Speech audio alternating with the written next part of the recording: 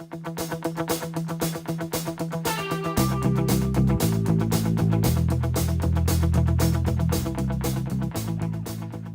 what's going on, ladies and gentlemen?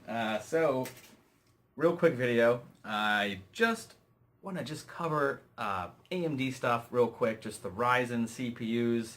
Everybody knows and is just like chomping at the bit, foaming at the mouth, waiting for these, Ryzen Plus CPUs to come out on the 19th, which is going to be, just like last time, they're going to launch their Ryzen 5 6-core 12-thread and their Ryzen 7 8-core 16-thread, mainstream desktop processors, with the the 2700X being the currently the top dog. The 2800X is kind of missing at the moment. We'll see if that comes a little bit later on. Maybe as their binning gets better, they get more of those chips available.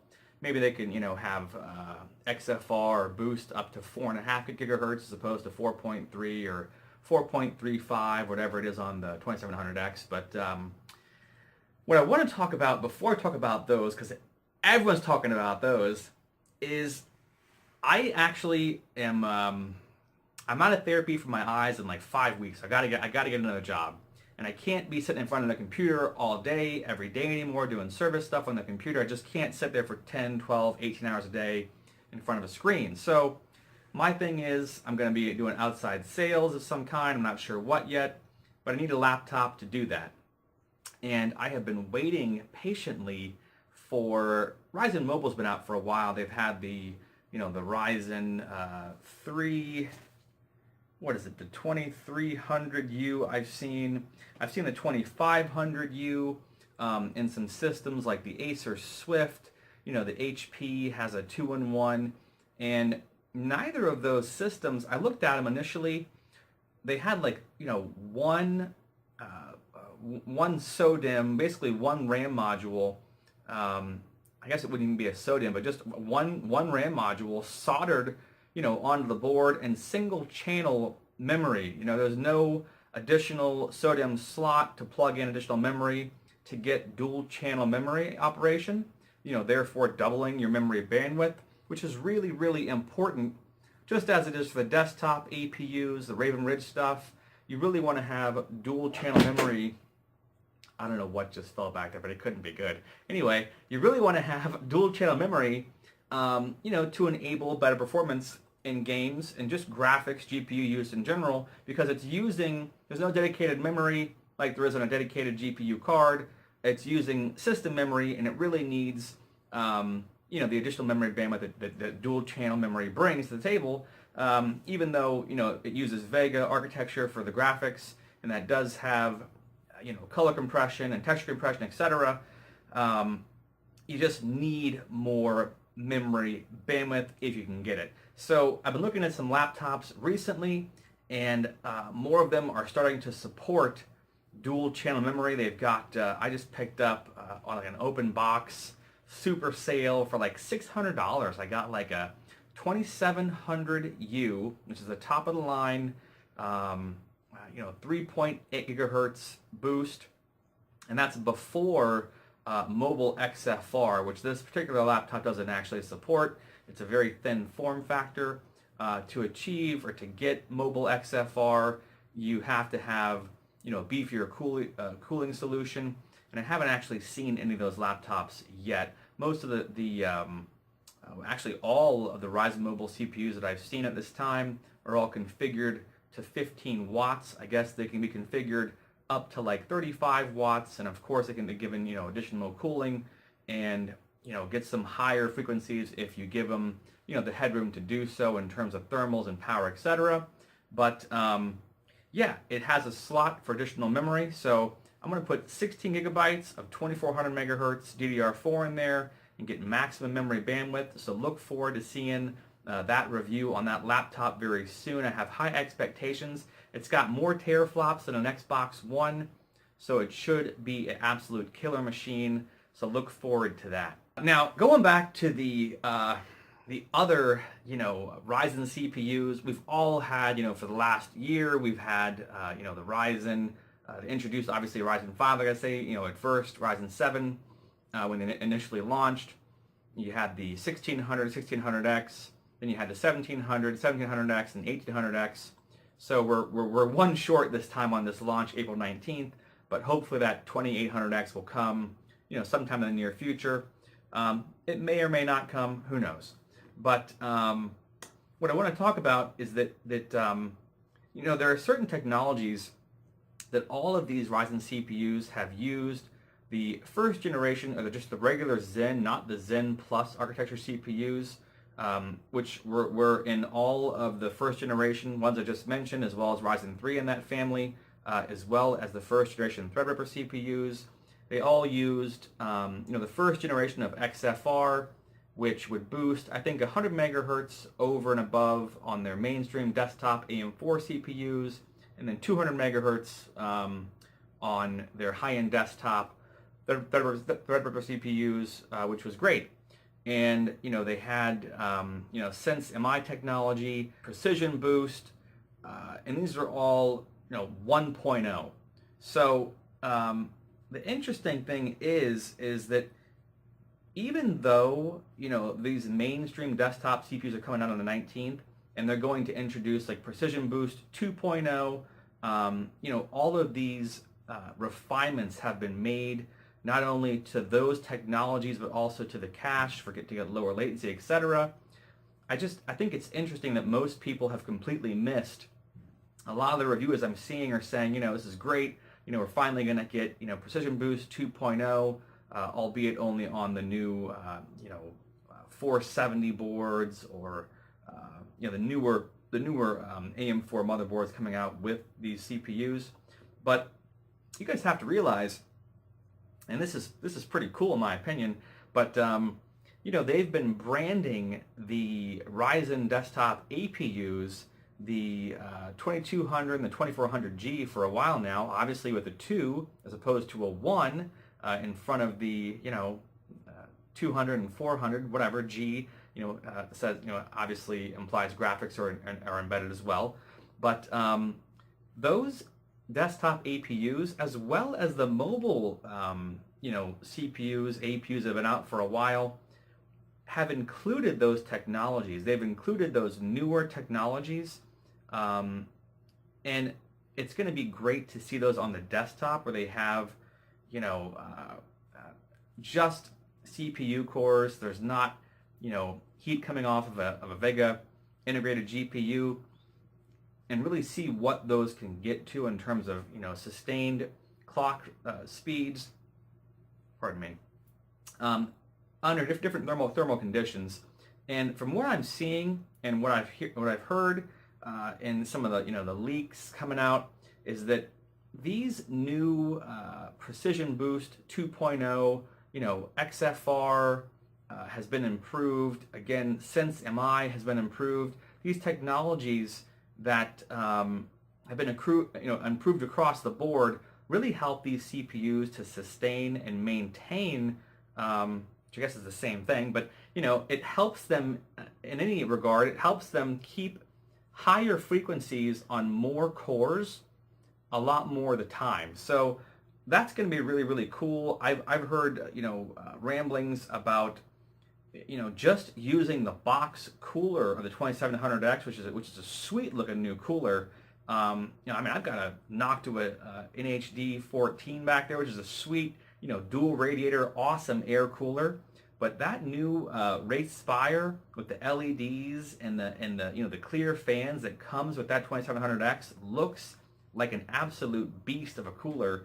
And talking about hitting like 4 gigahertz across all 16 threads on the stock cooler a lot of the time, and then going to 4.3, possibly past that on a stock cooler, is pretty exciting stuff. Now, the last two things I want to talk about is obviously, just like last time, AMD took like the cream of the crop, the top 5% of all of the chips that came off the production line, and they saved those for their high-end desktop ThreadRipper CPUs, and that's why they were able to achieve I think it was up to 4.2 gigahertz, whereas the 1800X would boost to 4 gigahertz, maybe 4.1 gigahertz, with XFR enabled.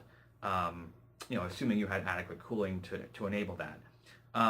But I want to see, ThreadRipper 2.0 and see how high those clocks can get on chips that have, 32 threads, 16 physical cores, 32 logical cores.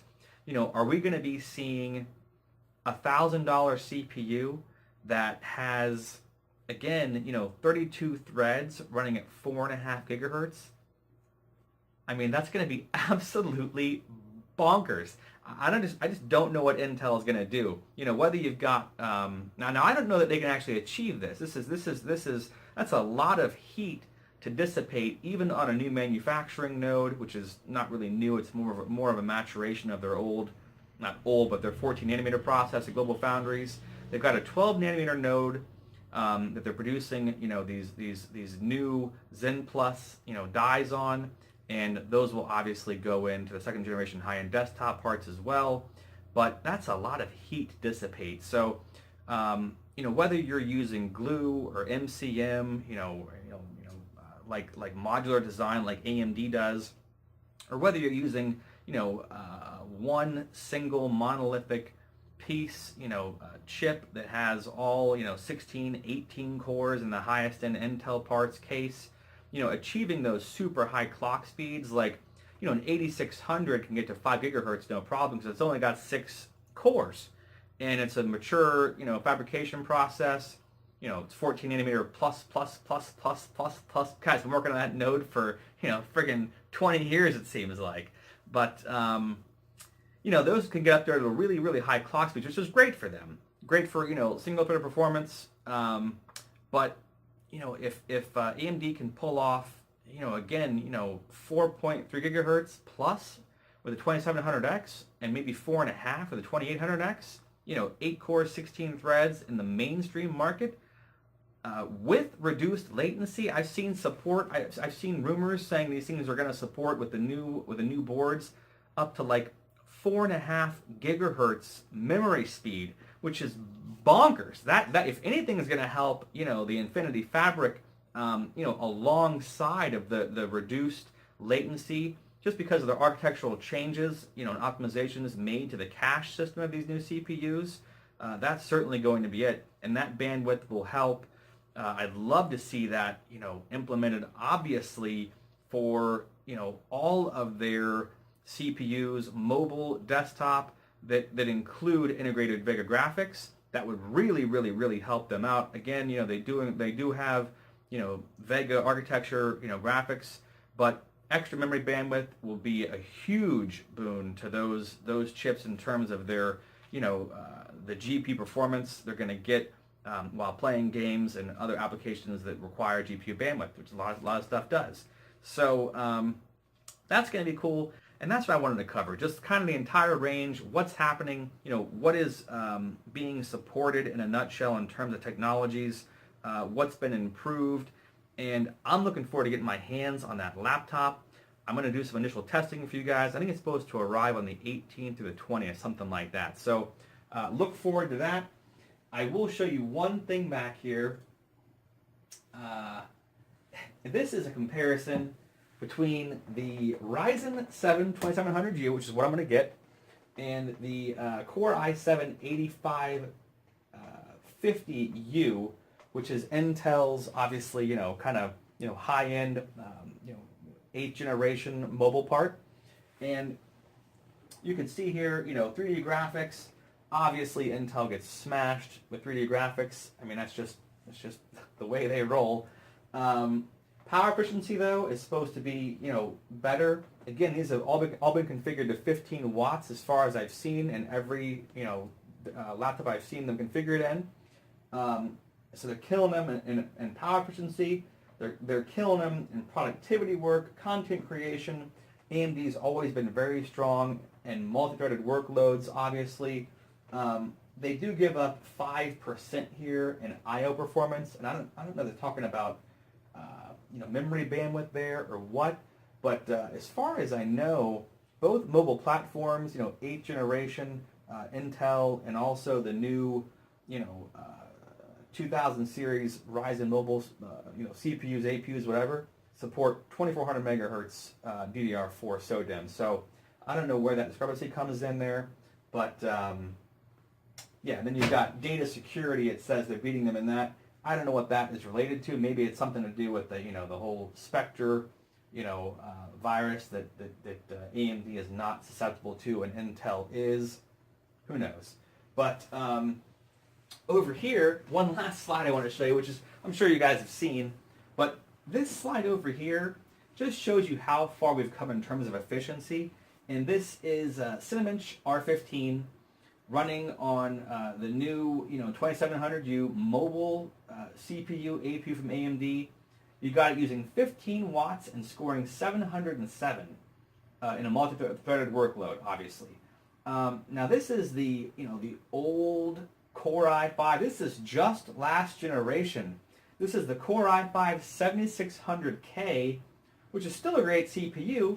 This baby's using 91 watts TDP, and I'm sure taking more than that, obviously, if it's overclocked or if it's boosting, whatever. Being an unlocked processor, one of the few that they offer, is scoring 662. So considerably less in terms of the overall multi-threaded score, and again using 91 watts. So literally using like, I don't even know, like 6 times the power.